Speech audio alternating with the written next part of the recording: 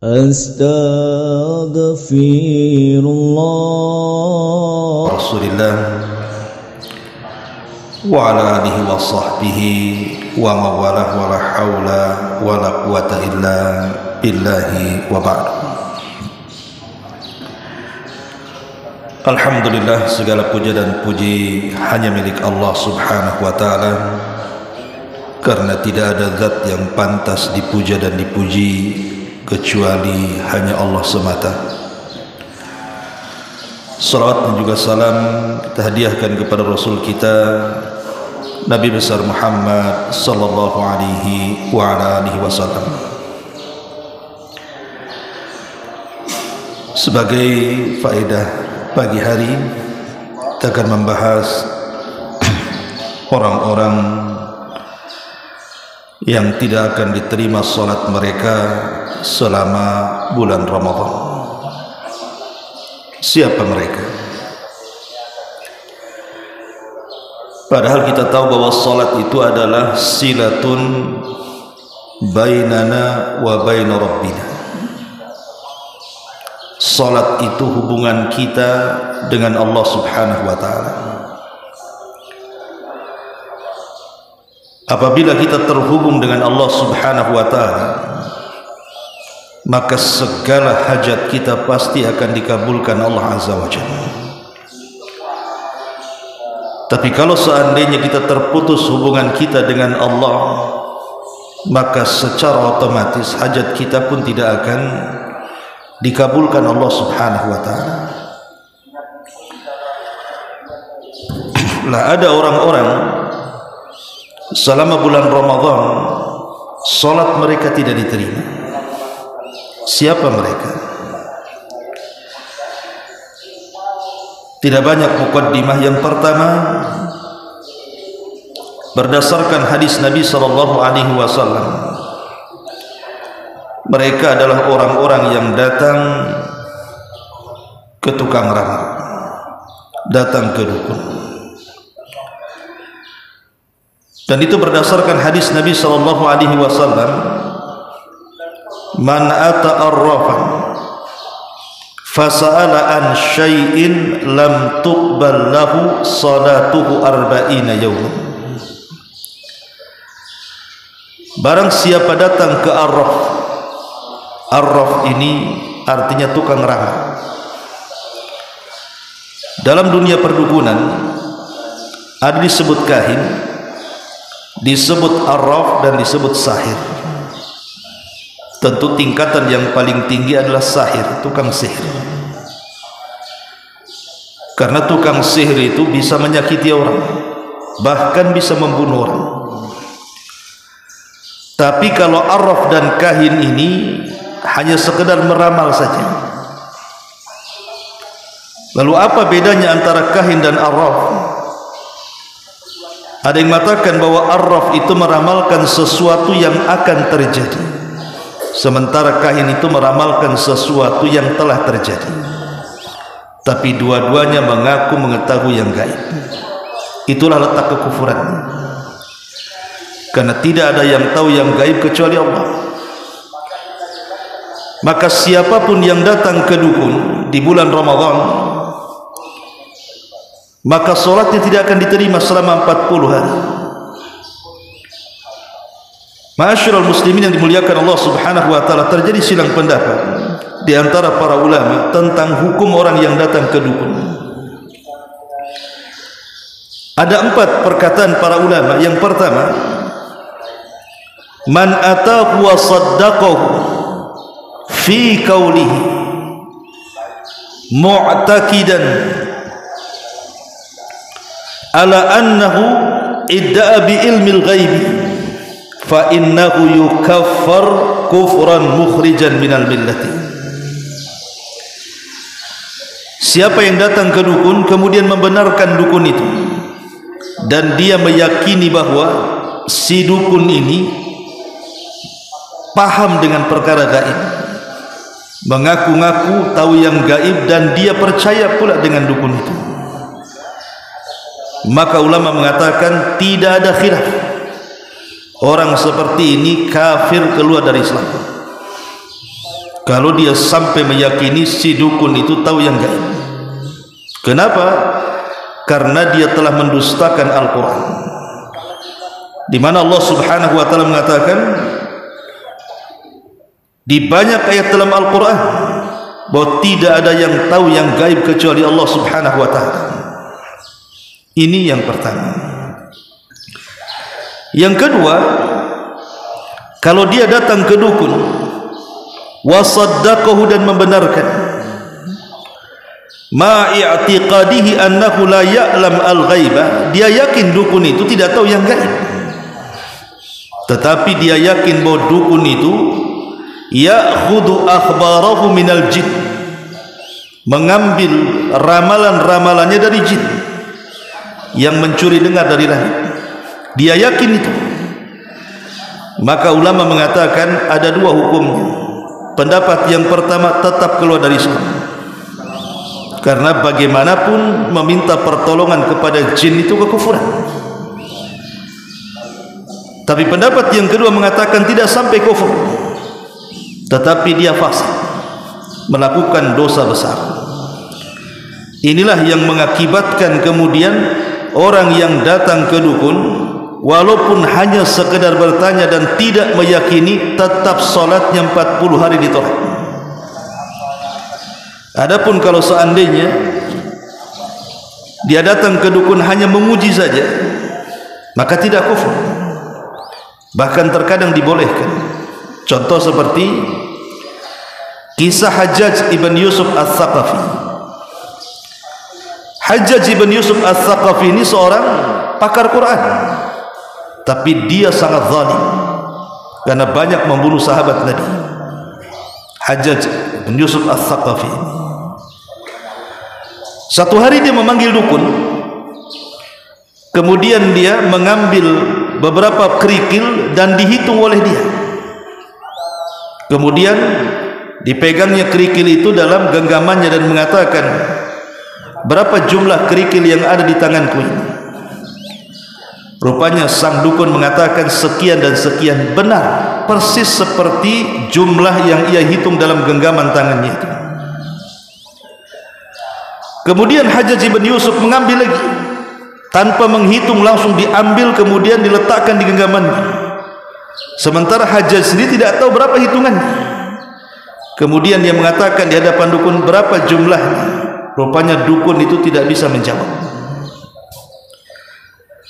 Akhirnya Hajjaj ibn Yusuf marah, mengambil pedangnya kemudian memenggal lehernya. Para ulama mengatakan, bagaimana dukun yang pertama bisa menjawab, tapi yang kedua kok tidak bisa menjawab? Karena Hajjaj ibn Yusuf ketika mengambil kerikil yang pertama, dia sendiri tahu berapa jumlahnya,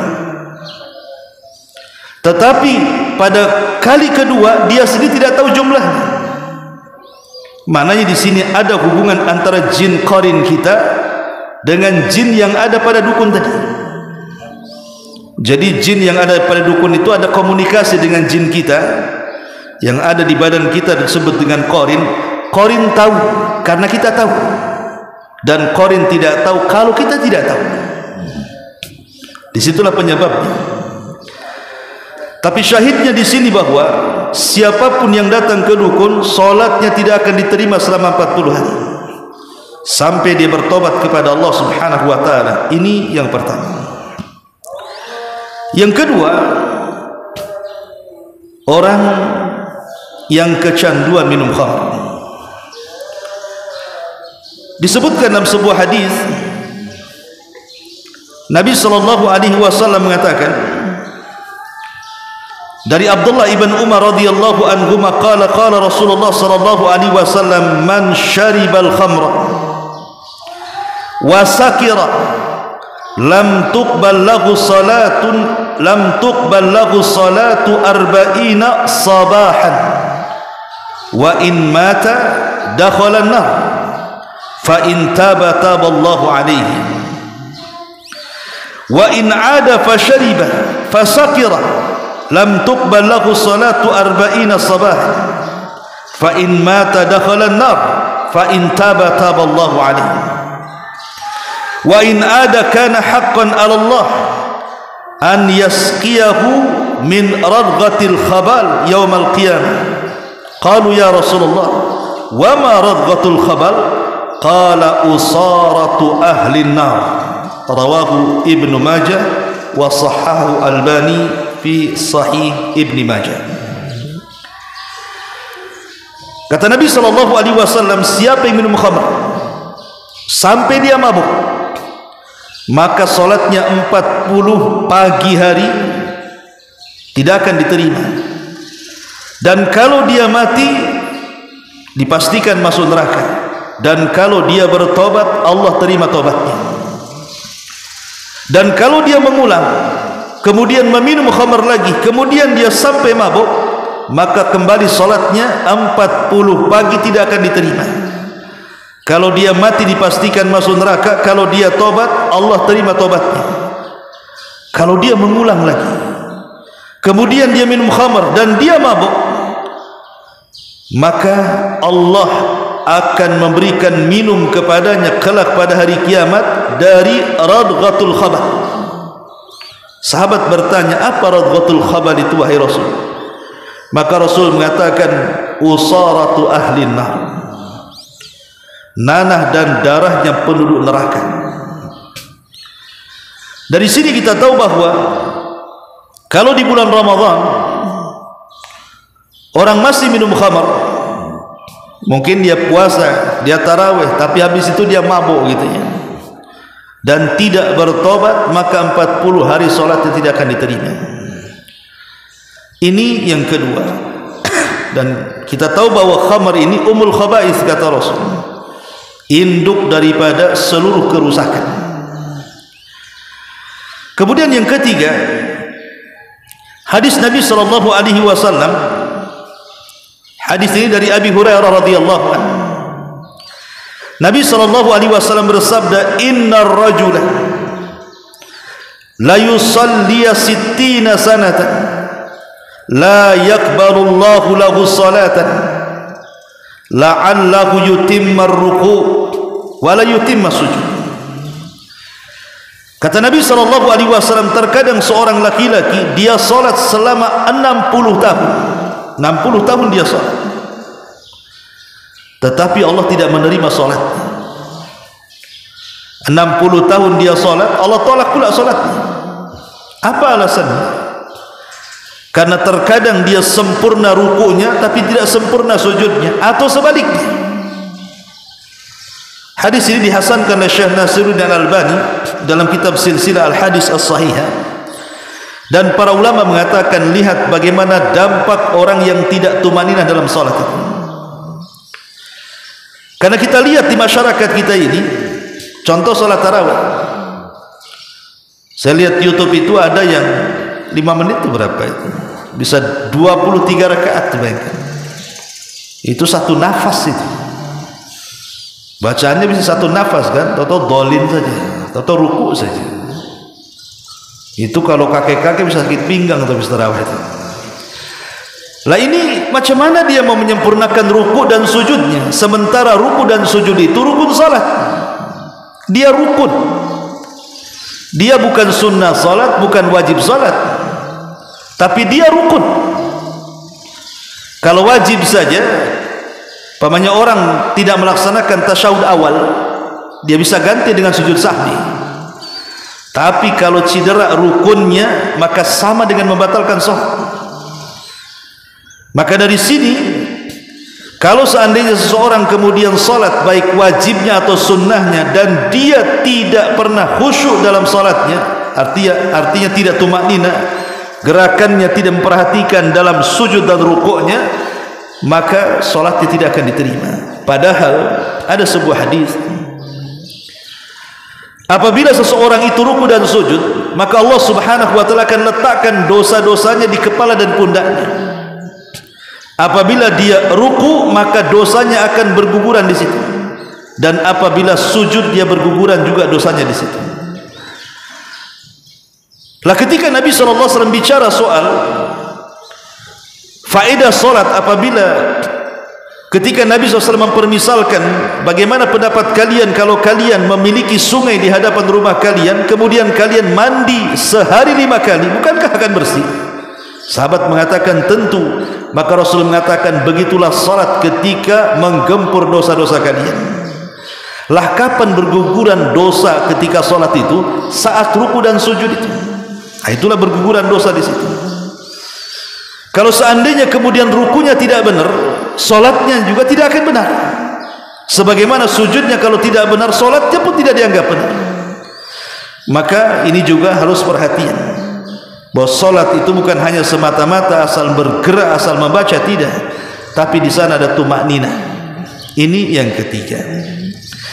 Yang keempat, hadis Nabi SAW. Hadis ini dari sahabat Abu Umamah Al-Bahili radhiyallahu anhu.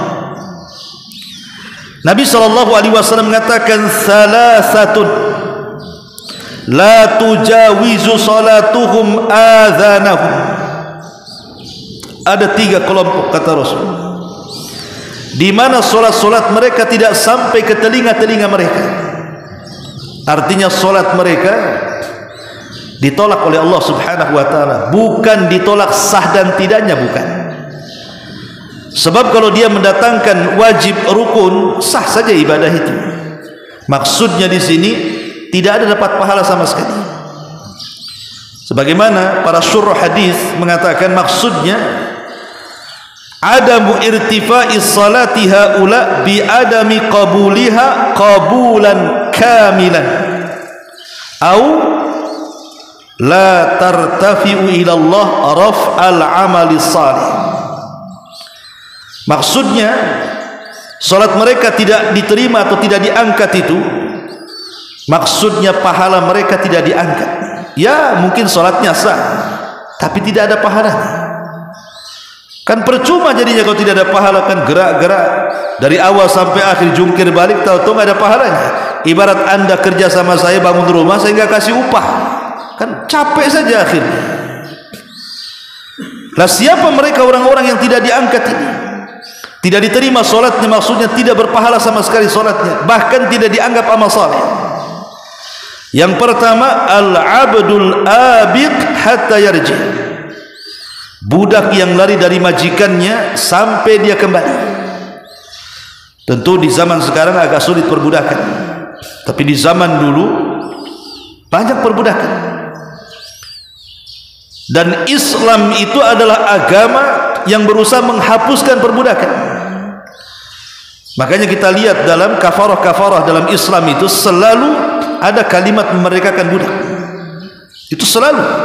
Kafarah jima di bulan Ramadan memerdekakan budak, kafarah zihar memerdekakan budak. Jadi tidak benar tuduhan kepada Islam bahwa Islam itu melindungi perbudakan, tidak. Justru Islamlah yang menghapuskan perbudakan. Kemudian yang kedua, wa mar'atun batat wa zawjuha 'alaiha sakhitun.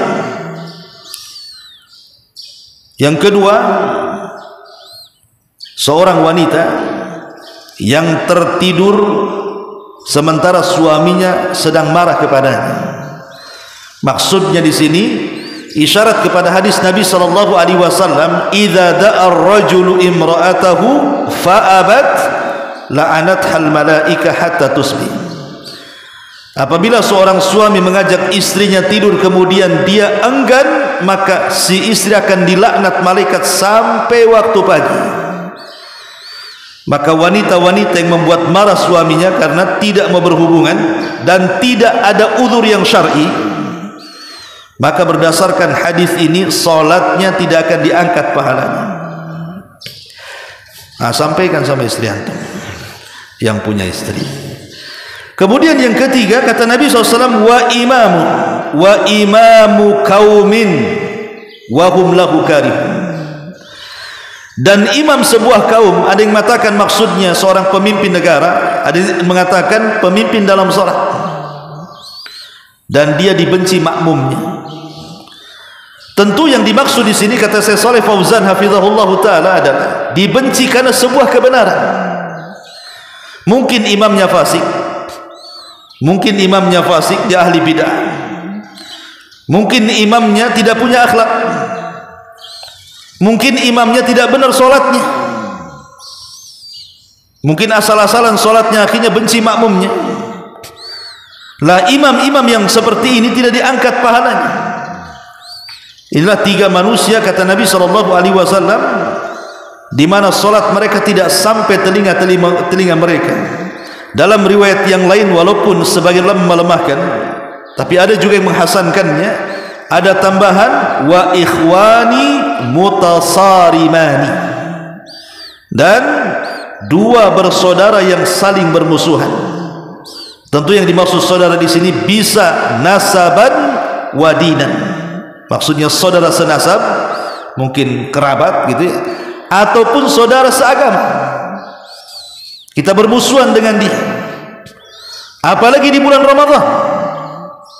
Bayangkan dalam hadis Nabi SAW, setiap datang hari Senin dan Kamis, semua amalan kita diangkat ke langit, kecuali dua manusia kata Rasul. Pertama, orang yang melakukan kesyirikan, dan yang kedua, orang yang dalam hatinya ada syahna, ada kedengkian, suka bermasalah dengan saudaranya, dengan kawannya. Maka ini juga masuk di mana solat-solat mereka tidak akan diangkat di atas kepala mereka. Maka hati-hati ini kelompok-kelompok seperti ini. Saya ulangi, yang pertama orang yang datang ke dukun, kemudian yang kedua orang yang kecanduan minum khamr, narkoba dan yang semacamnya, kemudian yang ketiga orang yang tidak tumanina dalam salat sehingga tidak menyempurnakan ruku dan sujud, kemudian yang keempat hamba yang lari dari tuannya, kemudian yang kelima seorang istri yang membuat marah suaminya, kemudian yang keenam seorang imam yang dibenci makmumnya, dan yang terakhir yang ketujuh seorang yang suka bertengkar dengan saudaranya. Maka hindari 7 perkara ini di bulan Ramadan. Wallahu a'lam bishawab. Mudah-mudahan ada manfaatnya. Subhanaka wa bihamdika asyhadu an la ilaha illa anta astaghfiruka wa atubu ilaik. Allahu taala alam. Assalamualaikum warahmatullahi wabarakatuh.